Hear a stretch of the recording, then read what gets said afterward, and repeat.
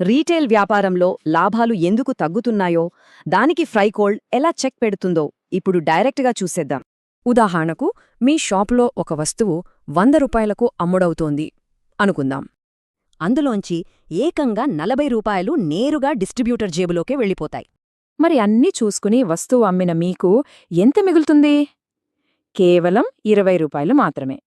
కస్టమర్లతో మాట్లాడి భారీ సేల్స్ తెచ్చేది కిరాణా షాప్లే, కానీ మీకేమో లాభాలు చాలా తక్కువ. అసలు ఎందుకిలా జరుగుతోంది? మన కష్టానికి తగిన ప్రతిఫలం ఎందుకు దక్కడం లేదు? ఎందుకంటే బ్రాండ్లకు కేవలం డిస్ట్రిబ్యూటర్లు మాత్రమే తెలుసు. డిస్ట్రిబ్యూటర్లు రీటైలర్ల నెట్వర్క్ను బ్రాండ్లకు అస్సలు తెలియనివ్వరు. ఒక్కసారి ఆలోచించండి, బ్రాండ్లు నేరుగా మీ దుకాణానికే వస్తే అద్భుతంగా ఉంటుంది కదూ. అప్పుడు మీ లాభం 20 నుంచి 30 రూపాయలకు పెరుగుతుంది. అటు బ్రాండ్కు కూడా డబ్బు ఆదా అవుతుంది. సరిగ్గా ఇక్కడే ఫ్రైకోల్డ్ రంగంలోకి దిగుతుంది. ఇది బ్రాండ్లను, దుకాణాలను నేరుగా కలిపే ఒక అద్భుతమైన నెట్వర్క్. ఇందులో ఎలాంటి కమిషన్లు, హిడెన్ ఛార్జీలు అస్సలు ఉండవు. మధ్యవర్తుల గోలే లేదు. మీరు ఫ్రైకోల్డ్లో చేరితే చాలు, మంచి ధరలిచ్చే బ్రాండ్లు వాటంతట అవే మిమ్మల్ని వెతుక్కుంటూ వస్తాయి. ఇలా బ్రాండ్లతో నేరుగా కనెక్ట్ అవడం వల్లే మీ లాభం ఏకంగా 30 రూపాయలకు జంప్ అవుతుంది. ఇక బ్రాండ్ల విషయానికొస్తే, కొనుగోలు చేయడానికి సిద్ధంగా ఉన్న వేలాది రీటైలర్ల నెట్వర్క్ వాళ్లకి క్షణాల్లో అందుబాటులోకొచ్చేస్తుంది.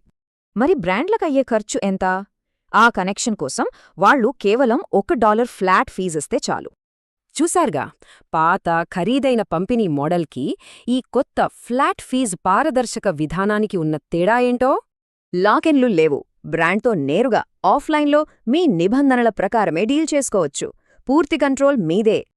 ఇందులో చేరడం చాలా సులభం.